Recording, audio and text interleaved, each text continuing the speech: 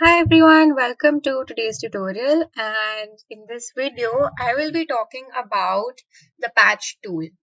Now the patch tool is again one of the most useful tools in Adobe Photoshop to remove any unwanted items or unwanted objects from your image, right?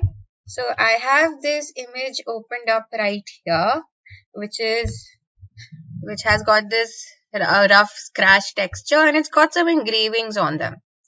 Right. So for example, I want to remove these engravings. Right. So another way to remove all these engravings is by using the patch tool.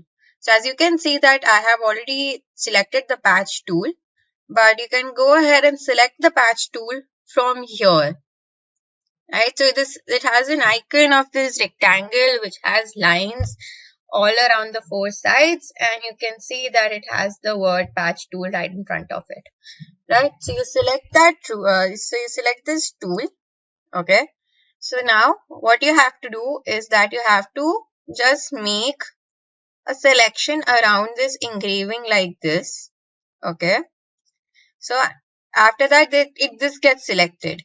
Right, and then you just move this selection upwards like this where it has this texture, and as you can see, as I move the texture around, the texture with the inside this selection also gets moved.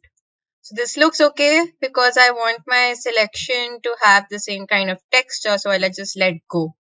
And once that happens, you can see that the selection, the engraving has been removed, and I just click on Ctrl plus D to deselect. And as you can see that the engraving has been removed very smoothly. Now similarly, you make a selection of this other engraving right over here, and I just move this upwards a little bit like that to get a similar kind of a texture like this, and I click on Ctrl plus D to deselect, and there you go. And as you can see that the engravings have been removed, and it was very easy to use the patch tool to remove such kinds of engravings or objects, right?